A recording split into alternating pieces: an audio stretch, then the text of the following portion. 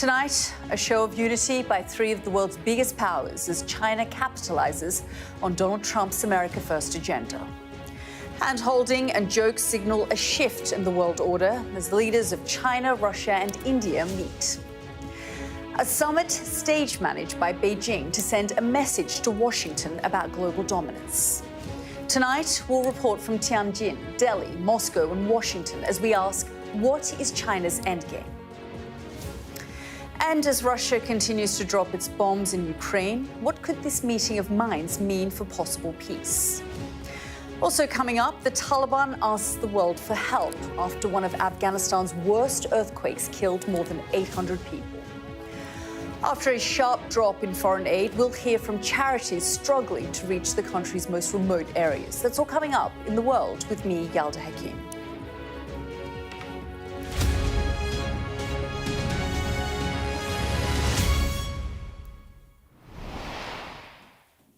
Good evening and welcome back to the programme. A lot has happened while we've been away in Ukraine, in Gaza, in the United States. We'll bring you up to date on key developments and why they all matter this week. Well, tonight, though, we'll begin in the Chinese port city of Tianjin. Over the past 48 hours, it's been the stage for China to showcase its diplomatic power. Leaders from the so-called axis of upheaval from Iran, Russia and North Korea and an important American partner in the region, India, all converged here, united in their distrust of the US president and keen to be part of a new world order. This was a show put on for an audience in another time zone, especially after that other summit in Alaska 2 weeks ago. Vladimir Putin and Donald Trump held talks, but there's still no hint of a peace plan for Ukraine. So backed by China, Russia has continued its assault on Ukrainian cities. But make no mistake, Beijing needs Moscow too. We'll explore why in a moment, along with how these carefully curated images have been received at the White House. Xi Jinping set out his vision today. Him in charge, Donald Trump on the sidelines. The balance of power is shifting.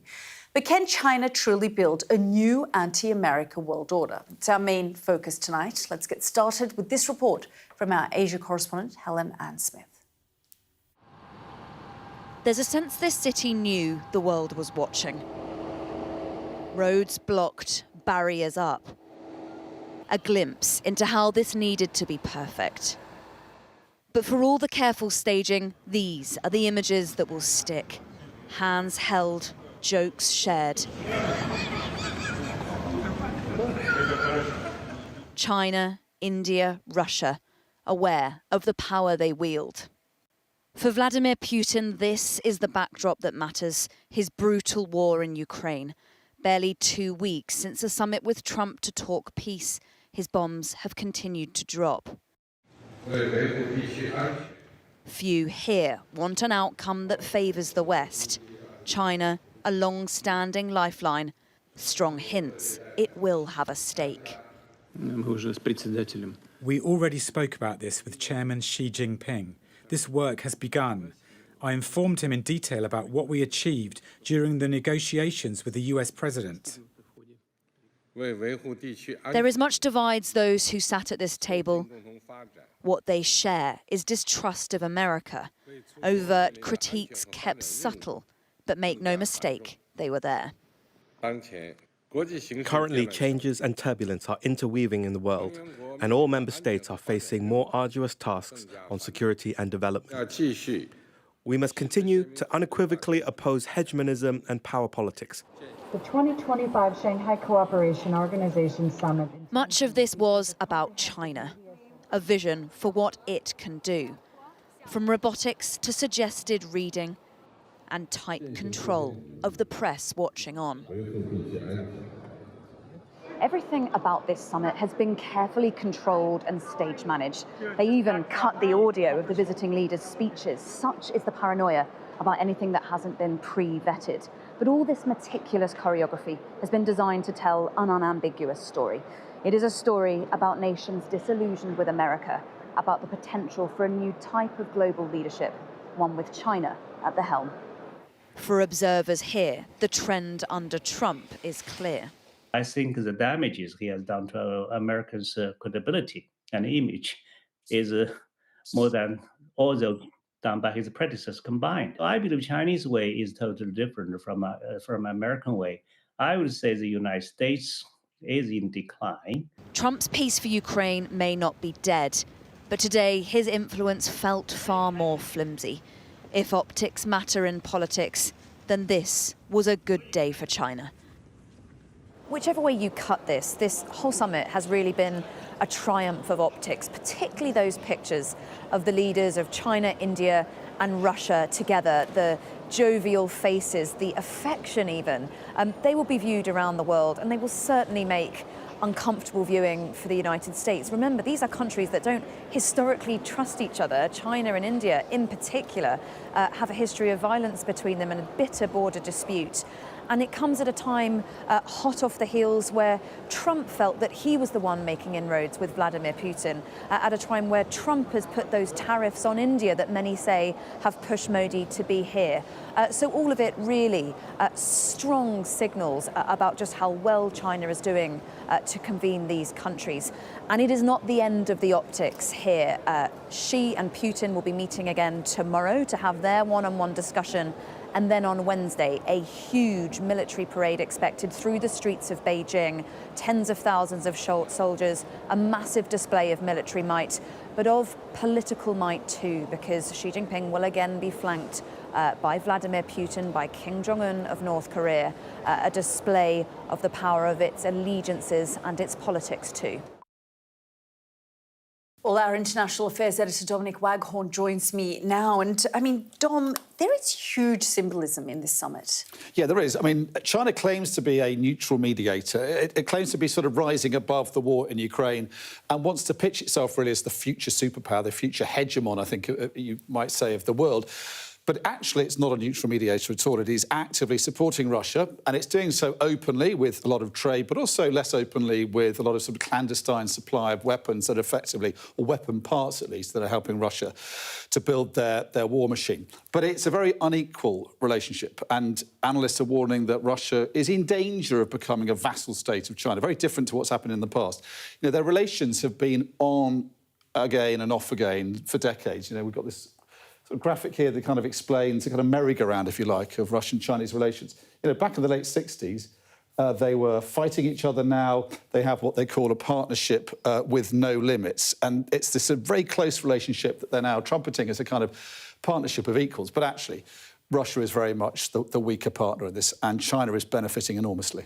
Yeah, and the two countries, as you say, even though it's not necessarily a relationship of equals, over the course of the last 2 decades have increased their military cooperation. Yeah, so in terms of military cooperation, it's more of a level playing field because they both need each other. So they've cooperated more and more closely. So if you look at the number of exercises, military exercises between them, if you go back to sort of before the war, 1 or 2 exercises a year. Now we're looking at 14 last year. And the kind of typical exercise that we're seeing between the Russians and the Chinese is a fairly ambitious one. Look at the exercises since 2014. It's got more and more close and tightly enmeshed, this sort of military cooperation between the two sides.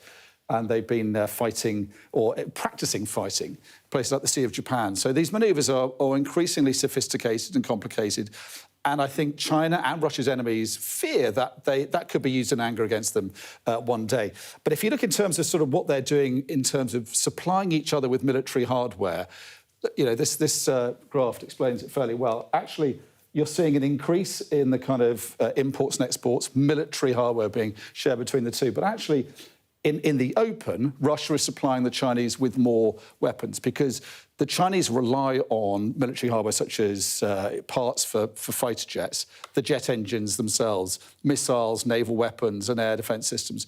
But most of all, the Russians rely on from the Chinese drones. So the Chinese are supplying the Russians with what they need to build their war machine. And a lot of that is, we're not seeing it here, but we're seeing in the factories. The Russians are now openly parading and for propaganda purposes. Now, that's Iranian technology that's been souped up, pimped, if you like, by the Russians, made a lot faster. And to do that, they are using Chinese chips, Chinese parts. And so it's a symbiotic relationship, but it is greatly helping Russia's ability to wage this war in Ukraine. But Dom, this isn't just about military support, it's also about trade. Yeah, it is. And if you cut out the military side of the trade, both sort of open and more clandestine, if you look at just trade in general, you can see these rather startling graphs here. Now, that shows how trade between China and Russia has sort of increased exponentially, but particularly from that very steep incline there from 2022 when the war started. But if you look at what's happening with energy, I mean, specifically oil, that little spike at the end there, that is China importing and buying a huge amount of Russian oil because Russia can't export its oil around the world. It's strapped with sanctions. China is buying that, it's processing it and refining it. India is as well. Now, that shows how much Russia depends on China. So China's buying this cheap Russian oil. It's being sold at a price that China can kind of dictate because Russia can't sell it anywhere else. Not many other places, but also China is then exporting a lot to Russia as well. So it's an unbalanced relationship, one that ultimately is not very good for the Russian economy. So unbalanced, therefore not an equal relationship, but a symbiotic one. Right, and it sort of raises the question, why is this happening? Well, for Russia's point of view, it depends on China. It has to because it's its only real, or its biggest partner, at least in terms of propping up its sanctions-strapped wartime economy, but also helping build its war machine, particularly parts for drones. That's what's crucial here. So the Chinese, I was in a drone factory in Kyiv a couple of weeks ago, and they were saying the Chinese are starving them of semiconductor chips, other parts they need for drones, but they're pumping them out for the Russians. So that's good for the Russians, but there's a quid pro quo here because it's all on China's terms. And why is China doing this? Because it's getting a lot out of Russia economically. But also, Xi Jinping knows the longer this war goes on, the more divided the West appears to be, the weaker the Western alliance appears to be, and his ultimate aim is replacing that Western alliance with a Chinese-dominated one. So he's playing a longer-term game here, while also benefiting in a more short-term sense, both economically and in a military sense as well. That was our international affairs editor, Dominic Waghorn. Now, the summit in China is a key part of Beijing's push to challenge the dominance of the United States and Western-led groups, such as NATO. It's an effort that has been boosted by Donald Trump's disrupting foreign policy and tariffs. Let's just bring in our US correspondent, Mark Stone, who joins me from the White House. And Mark, good to see you. I mean, we've been talking about how meticulously this whole summit has been choreographed. Those images of the three leaders, mainly of India, Russia, and China, shaking hands, embracing each other. And this, in many ways, has been a triumph of optics. How has it been received where you are? Well, Yalda, you might be able to hear behind me the tones of Hotel California, a saxophonist playing Hotel California here outside the White House. It is Labor Day today, which I guess gives President Trump a bit of an excuse not to be forced to comment on this spectacle the other side of the world. He has been playing golf all day. Labor Day is a massive holiday here. No one is doing any work, and they're certainly not doing any over there in the White House. He's been playing golf all day. He got back to the White House about half an hour or so ago. So maybe he will get onto social media, but we're not going to see him at all today. They've called what's known as a lid, which means that we've got word that he won't be seen at all for the rest of the day. So let's see what tomorrow brings. But I was listening to what you and Dom were saying there, looking at the pictures from Tianjin, from Hainan as well. I think that it's possible that rather than being irked by what he must have seen, because I'm sure he's looking at the pictures coming out of China, rather than being irked by it, this is the sort of president who would actually like to be there as well. He's probably more anxious, more irritated that he didn't get an invitation to come to this event. Let's see how the next day or two unfolds, because I'm sure that the military parade that we see on Wednesday will be of an entirely different order from that Donald Trump held here, controversially, for the first time, ostensibly to mark his birthday, but also to mark the birthday of the army. That was a few months ago. It felt really quite limp compared to what we see coming out of places like China. So let's see how he reacts over the coming days. But today, no word from the president on the spectacle from China. Mark, thank you so much. We'll be talking to you a little later in the programme as well. Let's speak now to Victor Gao, Vice President of the Centre for China and Globalization, a think tank based in Beijing. Mr. Gao, thank you so much for joining us here on the programme. A lot has been made of the images that we're seeing, especially of these three leaders coming out of Beijing. But what sort of message did China want to send to the world? Thank you very much for having me. I think the great success of the summit meeting of the SEO held in Tianjin is very significant, especially in the context of the world situation today. Meaning the SEO wants to promote multilateralism, multipolarity, and encourage international cooperation among its members, as well as in the global south.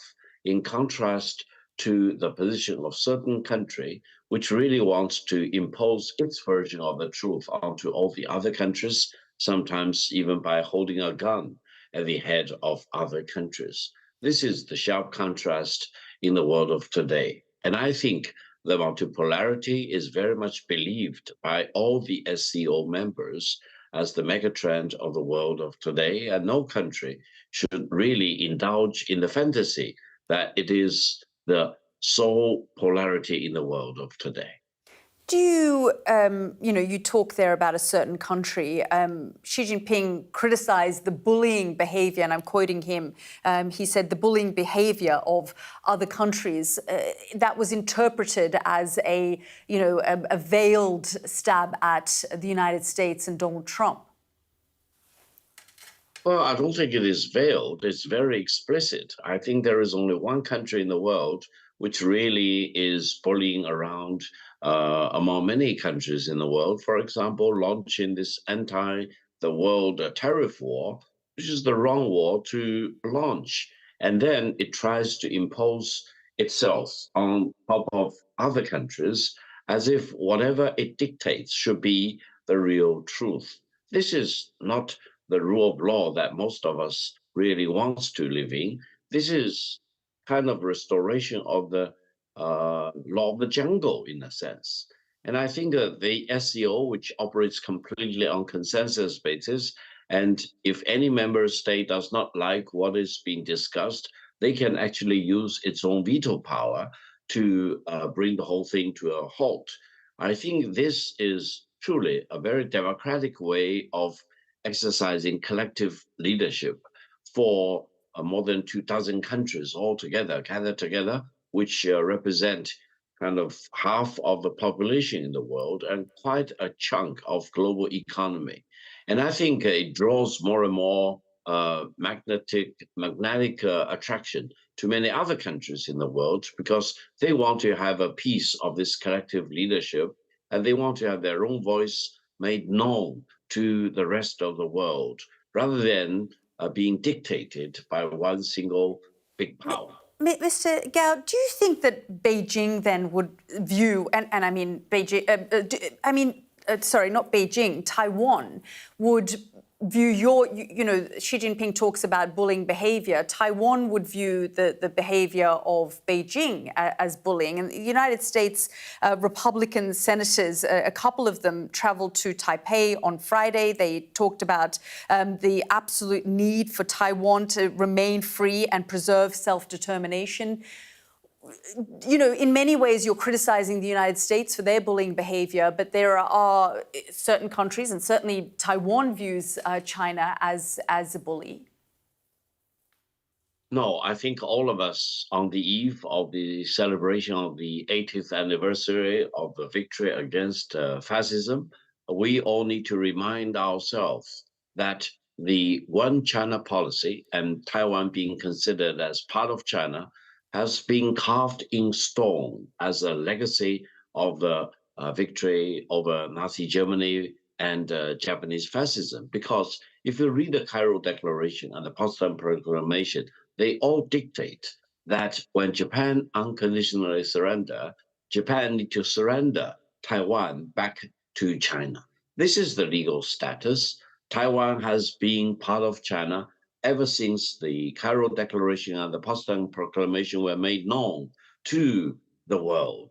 And no one should pretend that Taiwan is separate from China. Taiwan is very much part of China. And this is the legacy of the victory of the Second World War. So the military parade we're likely to see, is that also to signal to the United States that if it does intervene in any way, if China were to make a move on Taiwan, China is ready to escalate this further? The military parade on September the 3rd will be, in my judgment, the most important military parade in human history. It will showcase the best military weapons, hardware, software, drones, robotics of all kinds. The underlying message is to promote peace, meaning no country in the world should ever dare to impose war of any kind on China. And China will remain a very important force for peace, including force protecting peace across the two sides of the Taiwan Strait, meaning no country should be allowed to intervene in the cross-strait relations because it's purely a domestic, internal Chinese affair. It is not a situation involving two sovereign and independent countries, and no foreign country should be allowed to interfere and intervene in the internal matters of one China. Victor Gao, thank you very much for your time. Thank you very much for having me.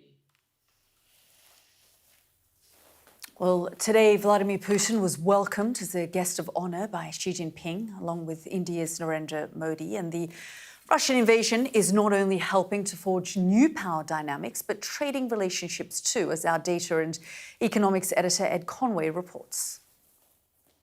What are the long-term consequences of war in Ukraine that might well stretch beyond the borders of Europe? Because there are potentially some of them. And if you look at the nations that are meeting here. So obviously, we're familiar with the big groupings of nations around the world. You've got the G7, which includes the UK and France and the US and Canada. You've got other nations like other groupings like NATO, for instance. Well, this is one that most people, or many people, certainly in Europe, haven't necessarily heard of, the Shanghai Cooperation Organization. And if you look at the members of it, so you've got China, not unexpectedly, they really kind of led on this, but also Russia, places like Mongolia and Afghanistan are observant nations, and then you've got India. So that's kind of perhaps the most interesting thing, India joining this grouping recently. And if you look at the global map, you see that for a lot of people in this is seen as an alternative economic grouping that brings together some of these big ascendant economic forces. And they're obviously meeting in Tianjin. One of the backdrops to this is that before Ukraine was invaded, if you look at exports from the G7 to Russia, that's the dark blue line, and exports from China to Russia, they were more or less rising in lockstep with each other. But since that invasion, there's been a real divergence. So Chinese exports to Russia have gone through the roof. G7 exports have basically gone to the floor because they've been sanctions. They don't send stuff as much to Russia.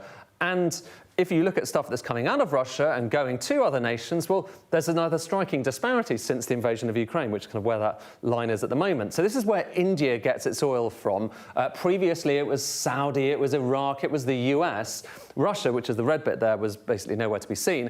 And look at what happens after the invasion of Ukraine. So places like Europe said, we're not taking any Russian oil anymore. Then India says, OK, we're going to snap that up. And a lot of Russian oil now going to Indian refineries. In fact, Russia is one of the biggest suppliers of oil, the single biggest in terms of nations, to India. So it's a massive shift in economic relationships there. And the US has said as a result of this, well, we're thinking of imposing extra tariffs on India. And what would that look like? Well, this is showing you the tariff levels across the world. So there's Japan, South Korea, this tariffs imposed by the US on other countries. There's India, 25%. There's China, higher than that. And then you've got Laos and Myanmar.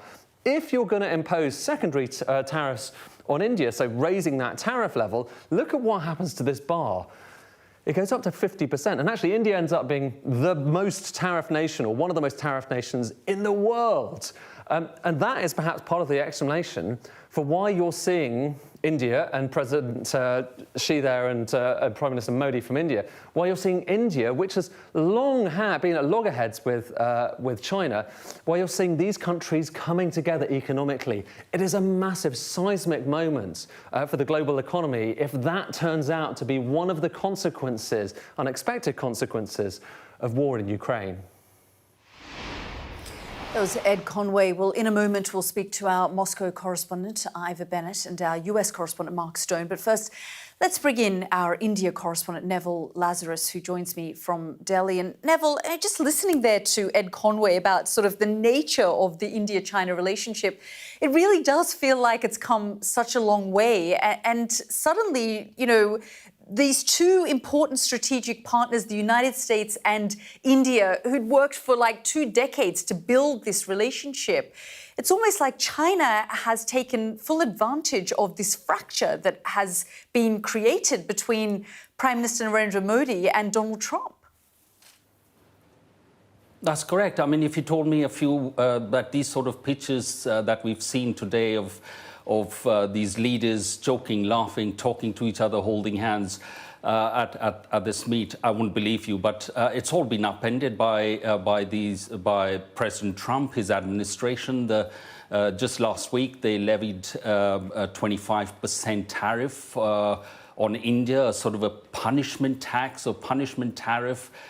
Punitive one for importing or for buying cheap, discounted Russian fuel. Now, we've heard some really disparaging remarks from the administration as well. The trade advisor to President Trump, Peter Navarro, has gone on air publicly, called the Ukraine war as Modi's war. He said that India is like a laundromat for the Kremlin, and it hasn't really helped. And in just a matter of few weeks, we've seen this bonhomie between these two Asian giants who have been at loggerheads for years. I mean, in 2020, we've seen escalation of the problems on the disputed parts of this over 2,000-mile border between the two countries.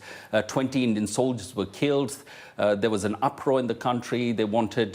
People wanted retribution. There was punitive action taken against Chinese companies. Apps were banned, including the popular TikTok, and also passenger flights were stopped. But now we've seen this happening because of what America has done, and there's been a lot of anger out here, and Delhi is recalibrating now. And we are definitely going to see much more of this sort of bonhomie between India, China, and Russia in the future if things are going like this. Yeah, absolutely. Let's bring in DC and speak to our Mark Stone. Again, I mean, Mark, it is quite extraordinary, actually, because it does feel like an own goal for the United States here. They've just allowed this important partner from one of the most important parts of the world for the United States to just walk straight into the embrace of Xi Jinping. Yeah, India soon to be the third largest economy in the world. It looks like it's going that way. And it was only a few months ago that Narendra Modi was one of the first leaders to come here to the White House and to greet his friend, Dear Donald, as he called him. And yet look where we are now. The tariff situation seems to be at the very heart of it. But I don't think we should overstate the clear new relationship between the Chinese and the Indians, or indeed overstate what we are seeing out of Tianjin, because the optics, yes, they are very, very intentional, but I don't think that there is any deep sense of common purpose within these countries who have gathered in Tianjin. I guess the only common purpose is that they all see America as a real bully right now. I think what's also interesting, and I've been sort of thinking about this over the course of the day, is that under the sort of final couple of years of the Biden administration, it really did feel as though America was kind of a past power, and that things were really shifting to Asia, to China, and kind of the culmination of that would be kind of what we're seeing today in China. But over the course of the past few months of the Trump presidency, because of what many people see as his bullying tactics, in a sense, America has become the center of the world again. Countries have been really realizing that they have to toe the line with Donald Trump, whether it be on tariffs, whether it be on his position on Russia, Ukraine, or on Gaza. They kind of have to come here, as we've seen them all do, come to the Oval Office and do a bit of groveling. But you have to wonder whether that is actually only short term. And what we're seeing unfold in Tianjin over the course of the next few days and in Tiananmen Square in Beijing on Wednesday is actually a long-term vision of what's going to happen, is that over a period of time, over decades, this is the beginning of a fundamental shift away from America because of the sort of route and the path that Donald Trump appears to have set America on. Mark, thank you so much. And we'll be going to Moscow in a moment and speaking to our Ivor Bennett. We've just got some breaking news that's just come in, and we're going to bring that to you on transfer deadline day. And a new record has been set by Liverpool with their latest signing. Let's bring in our sports correspondent, Rob Harris. Rob, just bring us up to date. Liverpool have just broken the British transfer record, paying £125 million to sign the striker Alexander Isak from Newcastle United. It brings an end to one of the sagas of the summer transfer window. Liverpool had a bid of £110 million rejected at the start of August. Isak himself went public with a statement claiming that Newcastle had broken promises to him that he could leave the club. He persisted in pursuing this move. He missed the opening 3 matches of the season and he was away from his teammates as he pursued this deal. But ultimately, Newcastle and their Saudi sovereign wealth fund ownership have decided that they will allow him to join Liverpool. It sees Liverpool break the British transfer record for a second time this summer, having already signed Florian Wirtz in a deal that could reach £116 million. A real show of financial strength from Liverpool and their American ownership. And we have just heard from Isak, the 25-year-old striker, who said, "It's been a long journey to get here, but I'm super happy to be part of this team, this club, and everything it stands for. It's something I'm proud of and I'm really looking forward to. I'm just happy it's done and I can get back to work. I'm looking forward to seeing my teammates and the fans and getting back out there." As for Newcastle, no word of thanks, just a brief statement from them confirming the sale for a significant British record transfer fee. So Alexander Isak becomes the most expensive player ever signed by a British club. This £125 million deal sealed by Liverpool with Newcastle United. Extraordinary stuff. Rob, thank you so much. Let's go back to our top story and that summit being hosted by Chinese leader Xi Jinping. And let's just bring in our Moscow correspondent now, Ivor Bennett. And Ivor, in many ways, Vladimir Putin must feel vindicated. On the one hand, 2 or 3 weeks ago, he was in Alaska with the red carpet rolled out for him, meeting with the US president. And 2.5 weeks later, he's in Beijing with the red carpet rolled out and the embrace of the Chinese leader. Yeah, that's right, Yalda. He must be getting used to these warm welcomes. And for Vladimir Putin, I think this was all about showing Donald Trump how close Russia is right now to China and India in the wake of that summit in Alaska and in the wake of US pressure to end the war in Ukraine. Because Donald Trump believes, quite rightly in the eyes of many analysts, that the only way he's going to push Moscow closer to peace is to cut off the money, to sever Russia's economic lifelines. And that's why he's gone after India with these secondary sanctions for buying Russian oil, and he's threatened to do the same with China. But you've seen the pictures coming out of this summit in Tianjin. Instead of weakening these relationships, he appears to have strengthened them. The body language that Putin shared with Modi and Xi was extremely warm. There was lots of joking. He spent a lot of time with each of them. He even gave Modi a ride in his armoured limousine diplomacy. They were even holding hands at times, quite bizarrely, at one point. But it was all designed to show a united front in the face of this US pressure. And what I thought was interesting about Putin's speech here to the summit was not just that he told the leaders that he was going to brief them on the negotiations with the US and the outcomes of Alaska, but also he used the chance to reaffirm one of Russia's red lines. He said that the root causes of the conflict have to be eliminated for there to be long-term peace in Ukraine. And that's Moscow's way of saying that there can be no NATO eastward expansion. And to me, that is confirmation that that apparent breakthrough on the issue of security guarantees for Ukraine that the US claimed to have won in Alaska just doesn't really exist. And the fact that he's saying it in this setting, in the company of Xi and Modi, is basically Putin's way of saying that on this issue, on Ukraine, he still has 100% backing from China and India.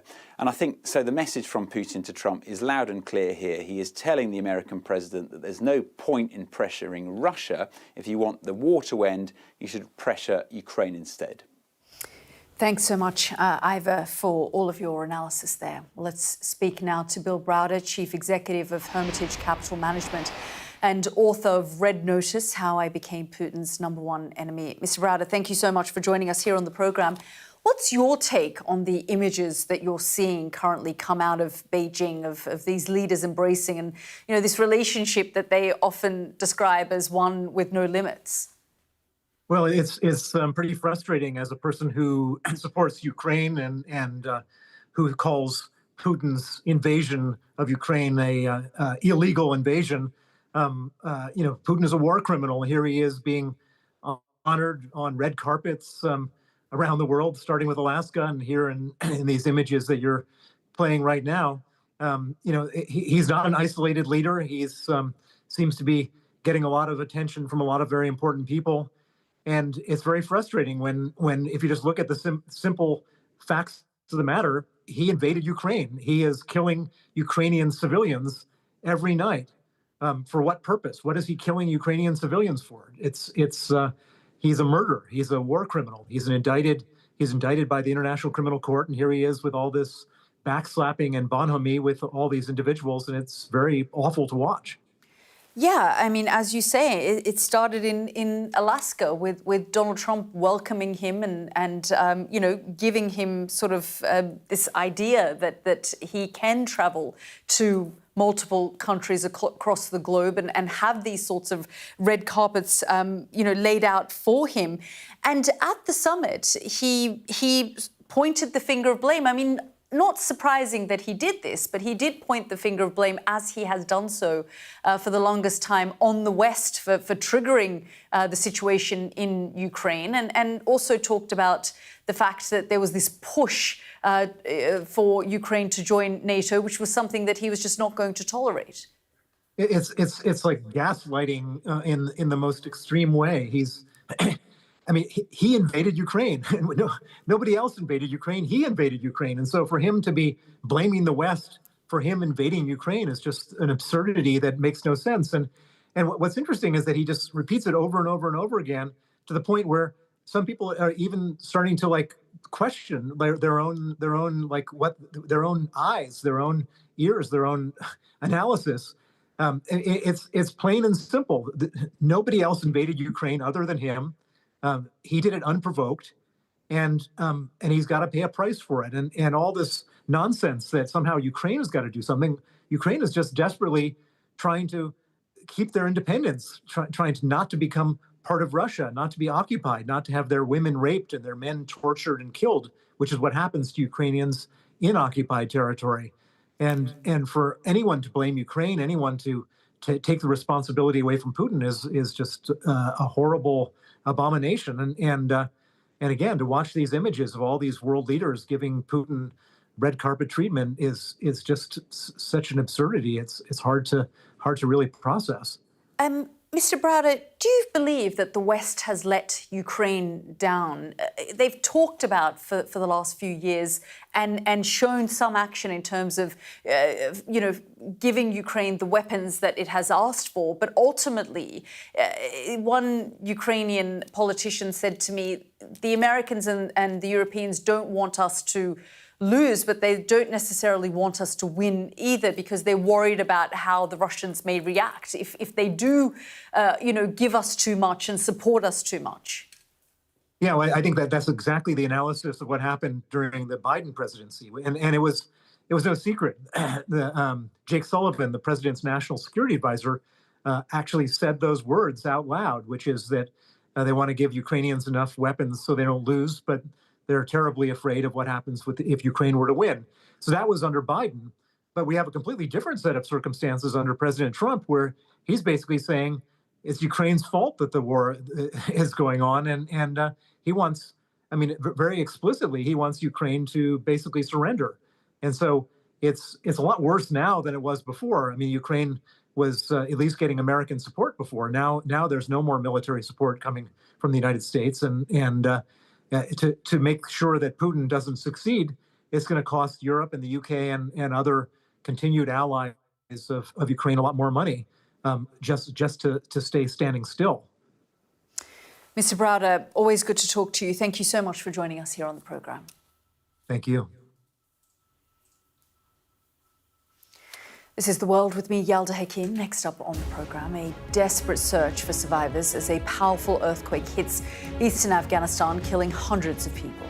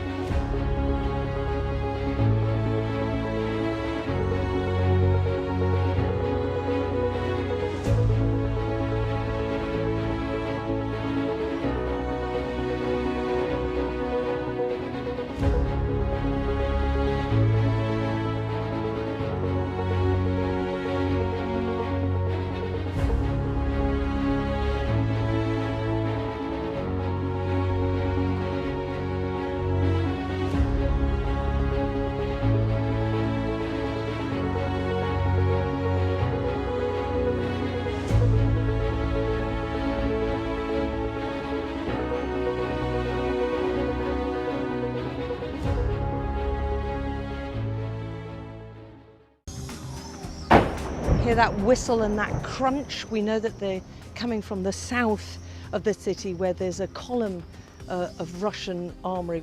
I'm Alex Crawford and I'm Sky's special correspondent based in Istanbul. Look at that sheet of flames, and that has happened within minutes, and now it's coming from both sides and it's moving this way.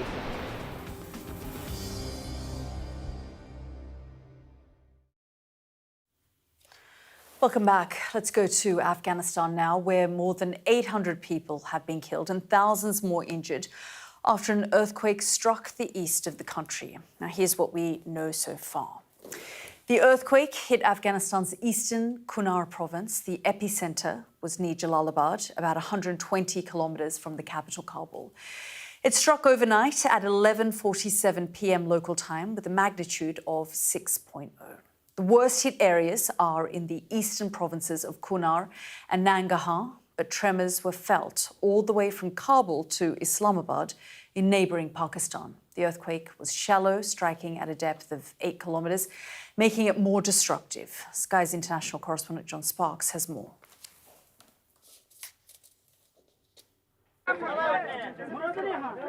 Here, in the dead of night, people dig through the rubble with their bare hands. The earthquake had struck and their loved ones were missing. It would take some hours to reveal the true scale of this disaster. Roads had been cut and entire communities destroyed. Insubstantial buildings made of brick and mud and wood had fallen inwards, burying their occupants inside. Villagers in this spot, called Mazar Dara, said dozens of people were buried below. The entire village has collapsed. Children are trapped under the rubble. The elderly are under the rubble. Young people are under the rubble. We need help here. In Mazar Dara, injured residents were moved to a nearby field, a field that's been turned into an impromptu hospital where young and old must wait for help. But it's an isolated area and emergency assistance is going to take time. We're hearing families and children are sleeping outside in the open air, terrified of more aftershocks. Children are crying through the night in fear. And essentially, this is a community that went to bed one night and woke up to find their world in ruins in the middle of the night. The only way to access many districts is by helicopter, and they've been ferrying hundreds of casualties to nearby towns. And the UN and partner agencies will assist with food and emergency medical aid. But the governing Taliban will struggle to cope with this crisis. The country is desperately poor, receiving little assistance from the international community. That's a country that is already suffering from a multiplicity of crises. There's a big drought. And of course, it's extremely difficult to mobilize resources because of the Taliban. So it's a perfect storm. And this earthquake, likely to have been quite devastating, is going to just add to the miseries. With little hope of immediate assistance, some communities have begun to bury the dead. Another catastrophe in a crisis-ridden country where many hope for little more than survival. John Sparks, Sky News. Well, let's cross live now to Kabul and speak to Ibrahim Ahmed, Head of Programs in Afghanistan for Islamic Relief Worldwide. Thank you so much for joining us here on the program. And this is one of the most remote parts of the world. Just talk us through the challenges that your teams are facing on the ground. Thank you for having me. Islamic Relief working in Afghanistan since 20 years. Currently, we are working in this region which is affected by the earthquake. We are available in Nangarhar, Konar, Lagman area. So midnight last night, the earthquake hit Konar and Nangarhar area. We immediately deploy our team in the morning today, just trying to support those people whom they are affected. So the health team of Islamic Relief arrived to the area, but unfortunately, it's difficult to access. The areas which we are trying to support, only the helicopter is arriving there. So we established health clinic there, and then we start receiving the injuries. Those injuries coming to us through volunteer from the community. They are carrying out those people for hours from the affected area to the clinic established by Islamic Relief. They arrive to us exhausted, tired, and those injured, they need immediate support, which we are providing to them. Yeah, I mean, the death toll just is rising, and it's still unlikely to know the exact death toll because, as you say, the area is so remote, and there is also flooding in the area. There was flooding there a few days ago, which has impacted the ability to get to the most needy. The flooding happened 2 days ago before the earthquake, and this is affected also. But also there was landslide, and the road to that area normally is difficult to access even in the normal situations, mountains area where the earthquake hit. So accessible to the area is difficult. Not everyone is able to go there. And it's really difficult for the people who are still in some areas where we are not able to reach out to them. So, as you say, you're waiting for the helicopters to try and evacuate as many people out of the area and those trapped. The other problem is that many of the houses are mud brick houses, and so there are people still trapped under the rubble. This is the current situation there. So far, the information about more than 800 have been killed by this earthquake, more than 2,500 injuries. Then the team is still going for the assessment and our team at field level. So even the number keep increasing. We are not sure if we already able to reach to all these areas. Still, there are people under rubble. Still, there are areas which no one able to access these areas. So for us, what we are trying to do, what we are trying to support with the UN and other NGOs, local organization on ground, is first to provide the health services. And then the second thing is to try to understand the size of this catastrophe. The people, they were in a very devastating situation, economic situation, countries affected by the climate change, drought, displacement, returnees, and then this fund shortfall with all organizations in the region where we are not able to provide assistance to the current situation. Now, after that, we have the returnees recently in the same area, as there are a lot of returnees in Nangarhar, Jalalabad, Kona, and on the top of that, this earthquake which hit recently. Yeah, Ibrahim, I have about a minute left, but I just wonder, what is it that you now need most from the international community? These people, they are vulnerable, so what they need first is the health support. So there are a lot of clinics, they are closed recently due to the fund shortfall. In Afghanistan, more than 412 clinics closed recently. Now, these clinics are not there to support the people, so the health is one of the urgent. The second one is the shelter. There are more than 600 houses which is totally damaged by this earthquake, and the people now, they are in open areas since last night with their families, children, females, and they need shelter support for them.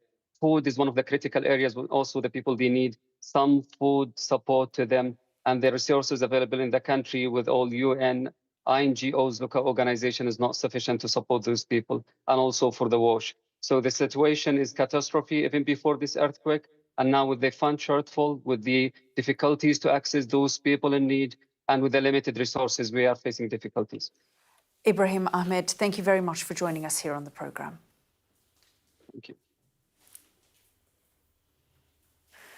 Well, we're just hearing there from Ibrahim Ahmed in Afghanistan. The United States had been the largest humanitarian donor to Afghanistan, but its support changed dramatically as the Trump administration dismantled USAID. Today, though, China responded to the Taliban's appeal for aid.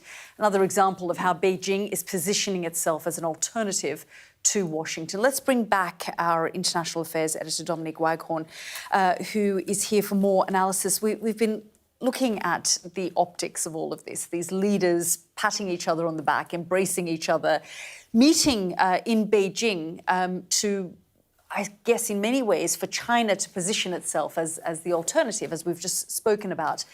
But what is at stake for leaders like Vladimir Putin, like Narendra Modi, in tying itself completely to China?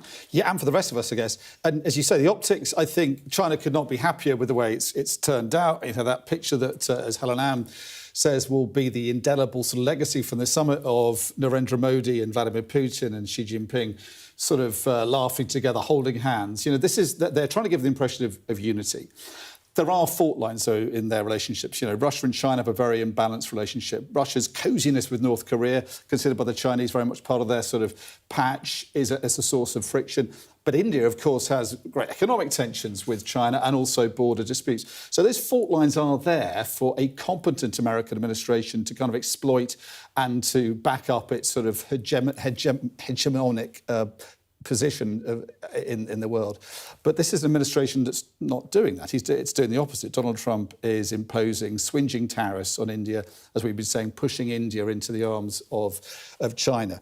So it's all what China wants. And when we hear people like Victor Gao talking about multilateralism and a multipolar world, when the Chinese say that, what they really mean is a world with China at the helm, as Helen Ann put it. You know, it's a world where America as the hegemon is replaced by China as the hegemon. You know, in terms of what's at stake here, what do all these countries that have met in Beijing have in common? Belarus, Russia, China, Iran, North Korea. They've all stayed in power and kept an iron grip on power through repression. And it's the same old titanic struggle we've seen since the Second World War. It's democracy, liberal democracy versus autocracy. Do we want a world where it's the rule of law, it's free markets, it's democracy that's holding sway? Or is it a world where kind of Orwellian use of censorship, of surveillance, of repression is in the ascendancy? What we're seeing in China is certainly swinging in that direction. And we're seeing nothing from Donald Trump at the moment, from his administration, that pushes back against that. Very much the contrary, because, of course, what he and the Chinese and the Russians actually have in common is a disregard for that post-war rules-based world order. So it's a worrying sort of outlook for Liberal Democrats, obviously, but there are fault lines, there are weaknesses within this alliance, and we shouldn't want to overplay or exaggerate, I think, what we're seeing out of Tianjin. Worrying, but I think something that can still be dealt with by successive administrations after the Trump government leaves power. Whether they're able to, exploit, as you say, those fault lines further, the way they have in the last 2 decades, certainly with the relationship between India and China. Thank you, Dom, for all of your analysis there. Well, thanks for joining us tonight. Be sure to tune in for the rest of the week. The news at 10 with Anna Botting is up next, and we'll be back again tomorrow night at 9 p.m. Good night for now.